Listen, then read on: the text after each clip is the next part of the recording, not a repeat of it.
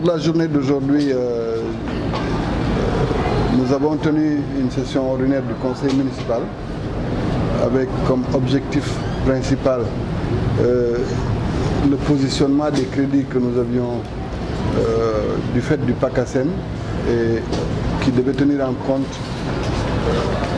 fondamentalement les projets, les micro-projets que nous avons pensé être utiles au mois de Ramadan, où nous avions fait une déclinaison des différents projets. Donc ça, c'était une déclaration d'intention.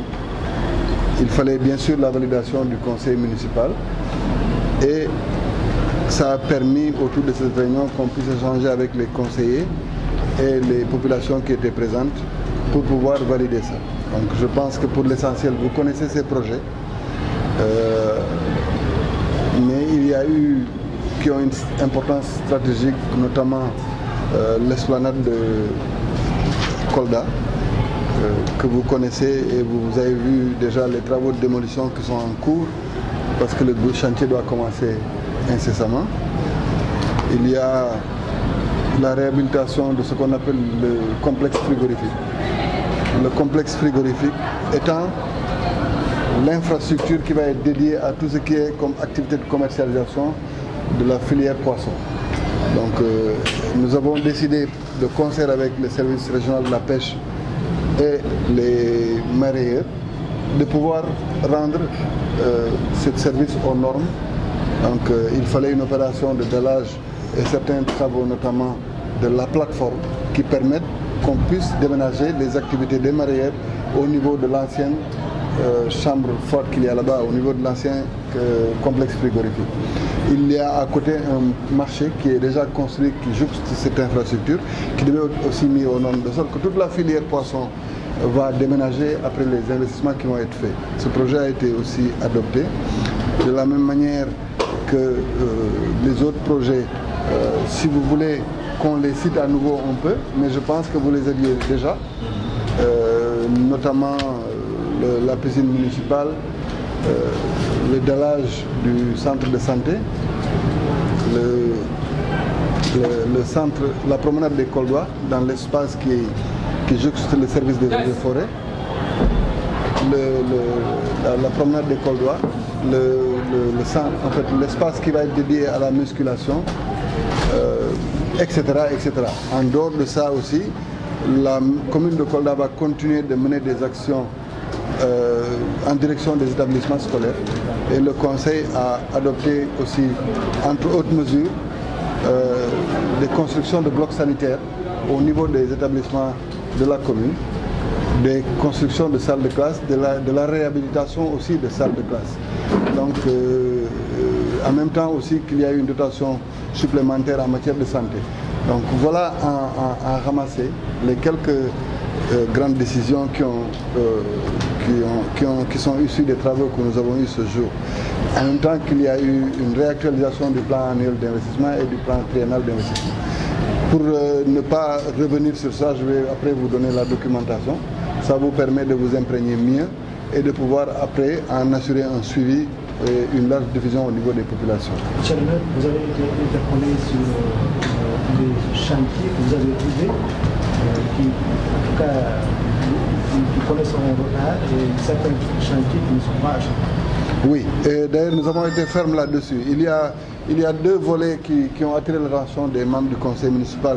C'est notamment les chantiers de pavage qui aujourd'hui étaient à l'arrêt, mais où dans l'urgence, donc une mise en demeure a été servie aux prestataires. Et si on voit que le chantier ne continue pas comme on le souhaite parce que nous sommes bientôt à l'hivernage, nous prendrons les mesures idoines à l'effet de pouvoir restaurer la commune de Kolda dans ses droits. De la même manière aussi, les acteurs se sont plaints de certaines infrastructures sportives qui ont été mises en place et dont vraiment les niveaux de réalisation laissent à désirer. Mais l'un dans l'autre, ce que nous avons souhaité, c'est que pour les chantiers à venir, pour cela, on a été ferme. Donc les mises en demeure vont être servies. Il va y avoir une évaluation après laquelle nous prendrons déjà les dispositions pour rectifier, parce qu'il ne faut pas aussi qu'on constate la carence de ces ouvrages et laisser les bras croisés, laisser les sinistres être supporté par les populations. Donc nous prendrons les mesures rectificatives, mais nous prendrons aussi des mesures coercitives vis-à-vis des concernés. Donc ça c'est clair. Mais nous avons sollicité aussi de chaque personne ressource qui a une compétence pour pouvoir accompagner ces projets-là, de pouvoir être à la disposition de la commune de Kolda et ensemble de pouvoir évaluer tous les projets qui vont être lancés sous peu. Donc ça, de ce côté-là aussi, c'est clair. Maintenant, il y a aussi la question lancinante des inondations par rapport à la période hivernale.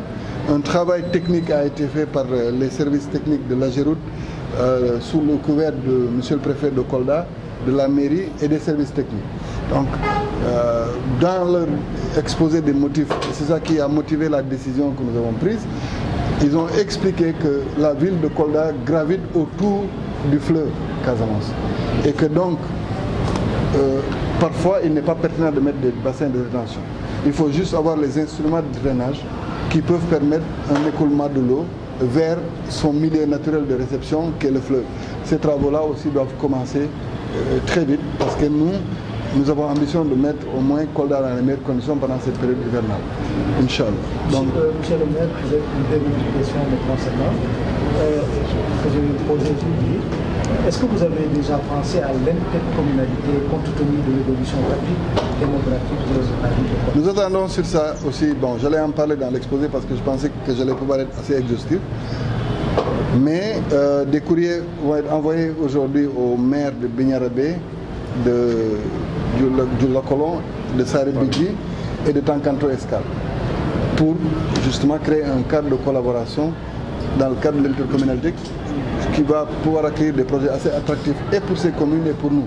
Nous, ça nous permet de désengorger parce que la gare des gros porteurs que nous voulons mettre en place doit pouvoir être accueillie dans ces espaces-là. Mais aussi, il y a une demande forte des populations de Kolda à avoir un lycée, un nouveau lycée, je vais le dire, sur l'axe de Vélingara. Et ça nécessite qu'on puisse avoir un cadre de collaboration avec le maire de Djoulakola. Donc ce sont des projets que nous allons soumettre à ces communes-là. Et je sais aussi qu'elles ont beaucoup de leurs citoyens qui se réveillent dans ce qu'on appelle le périmètre géographique de Kolda. Et je pense que les maires vont être assez réceptifs à ça. Toujours est-il que ce qui va nous importer le plus, c'est de trouver les solutions idoines. Mais d'un autre côté, nous sommes en train de voir au niveau de Kolda ce que nous avons comme réserve. Donc si vous connaissez l'espace qui jouxte la ZAC de Kolda, il y a un ensemble d'opportunités qui peuvent être... Nous sommes en train de travailler avec les services de l'urbanisme, du ministère de l'urbanisme, pour pouvoir disposer d'assez d'espace, autant pour un stade municipal que pour une cité de la diaspora et pour d'autres commodités. Donc c'est un processus qui est en cours et qui, je l'espère, doit pouvoir être terminé d'ici un mois tout au plus. Après, ça nous permettra de soumettre à la signature de M. le Président de la République tous les actes y afférents et ça permettra qu'on ait une assiette pour faire du logement social, j'ai bien dit du logement social, pour pouvoir créer une cité de la diaspora. Nous avons déjà aussi un projet de 2022 en cours avec la SNHLM qui a un besoin de 25 hectares pour faire une cité. Donc tout ça nécessite soit qu'on voit dans nos dernières réserves, soit qu'on voit dans le cadre de l'intercommunalité. Mais je suis assez rassuré par le caractère réceptif des différents édiles que j'ai pu contacter. Il y a aussi un projet important que nous voulons capter au niveau de la région de Kolda qui concerne une centrale solaire et qui a besoin de 50 hectares. Donc ce projet devait être logé ou à Kolda ou à Tambacounda. J'ai souhaité avec les plaidoyers qu'il soit logé à Kolda, mais la commune de Kolda ne peut pas l'accueillir. Donc nous allons voir avec les maires concernés comment disposer de cette assiette. Et ça nous permet de capter cette infrastructure, premièrement. Deuxièmement, ça nous permet pendant la période d'installation et pendant la période d'exploitation de pouvoir aussi créer des opportunités en matière d'emploi au niveau de la jeunesse de Kolda. Donc ce sont des projets sur lesquels nous travaillons dans le cadre de l'intercommunalité. Je sais que les maires sont assez réceptifs pour pouvoir donner des solutions à nos problèmes. Donc l'autre événement majeur, c'est que l'APIX a pu obtenir un financement de la Banque mondiale. Au niveau de Dakar, ils ont un guichet d'immatriculation qui permet de faciliter les procédures. Donc beaucoup d'entreprises à Dakar préfèrent être créées au niveau de l'APIX plutôt que de faire le circuit classique. D'abord registre de commerce, puis NINEA, après carte import-export, carte commerce. Donc l'APIX a aujourd'hui séjourné à Kolda pour un objectif de départ de 3 jours et d'une cible de 20 entreprises. Mais vu l'engouement des populations koldoises, mais surtout de la frange féminine, il y a eu une forte demande. Donc, et par la grâce de Dieu, le directeur général de l'APIX a accepté d'accompagner le processus. Ils ont pu séjourner pendant 8 jours. Les équipes de la commune étaient mobilisées, les services déconcentrés étaient mobilisés. Et finalement, il y a eu la création de 1200 documents administratifs. Donc des cartes import-export. Ce que vous avez, c'est la création en une journée d'une entreprise qui, au minimum, nécessitait 1 mois ou 2 quand tout va bien dans d'autres circonstances. Donc, mais nous avons souhaité, outre la remise, c'est vrai, de ces papiers administratifs aux concernés, nous avons souhaité un accompagnement de l'APIX dans le cadre des appuis des conseils et ça permettra à ces cibles-là de pouvoir profiter des opportunités qui sont offertes, soit dans le cadre de la formation avec le 3FPT, la DRFJ, plutôt l'ONFP, soit en matière de formation, de financement avec notamment la DRFJ et d'autres infrastructures comme l'ADPME, l'ANPES, qui vont être des structures qui migrent déjà au niveau de l'espace Sénégal Service, qui sont là et qui doivent pouvoir accompagner ces cibles-là. Donc nous sommes en cours de négociation avec l'APIX pour que au moins on ait les mercredis de la création d'entreprises à Kolda. Ça nous permet dans le processus pendant une semaine de pouvoir recueillir les documents pour les usagers qui voudraient être immatriculés, soit au titre du NINEA, soit au titre du registre de commerce, jusqu'à la carte import-export. Donc c'est des procédures qui sont longues, qui nécessitent que les populations se déplacent d'un service à un autre. Pour avoir un registre de commerce, vous devez migrer vers le service régional du commerce, mais vous devrez fréquenter le tribunal par le canal des greffes, vous devrez aller aux impôts, vous devrez aller, etc., etc. Donc avoir un guichet unique nous permet d'avoir tout sur place. Donc, notre souhait fort, c'est que l'APIX accompagne Kolda. Déjà, la commune de Kolda en ayant les mercredis de la création, mais dès que l'expérience prend, nous allons essayer de la dupliquer aux autres communes du département et aux autres départements de la région. Ce qui nous importe, c'est de créer les conditions d'une attractivité économique à Kolda. Ça passe par ça. Déjà, quand vous captez quelqu'un en amont, c'est-à-dire dans la création de sa structure, vous avez une cible qui peut accueillir d'autres opportunités. Donc, notamment formation, notamment suivi, notamment financement. Donc, c'est une expérience qui va nécessiter certainement qu'on fasse le plaidoyer au niveau de Monsieur le Président de la République. Déjà, sur la question des partenaires, je pense que c'est une diligence qu'il faut qu'on intègre tout de suite parce que notre préoccupation, parce que le grand drame qu'on a connu l'année dernière, c'était quand même les manques de l'agression de l'eau au niveau des ménages. Donc cet aspect-là n'avait pas été pris en compte, mais je le note tout de suite et je vais le soumettre à Monsieur le Préfet qui va pouvoir solliciter l'accompagnement des services techniques et Inch'Allah on va y apporter une réponse. Mais je vous remercie déjà parce que ce n'est pas une question, ça va être une suggestion.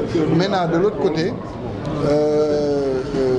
non c'est une bonne suggestion. De l'autre côté, quand on dit Kolda étouffe, aujourd'hui, c'est vrai, l'Agence nationale de l'aménagement du territoire est en train de travailler sur la délimitation des périmètres communaux. Et vous savez tous qu'aujourd'hui, dans ce qu'on appelle Kolda, ceux qui se réveillent à Kolda et qui disent qu'ils sont à Kolda, administrativement, certainement la moitié n'est pas domicilié à Kolda. C'est soit Saribidi, soit Djulakolon, soit fondamentalement d'ailleurs ces deux communes-là. Et donc, nécessairement, nous devons porter un plaidoyer pour élargir les périmètres de la commune de Kolda.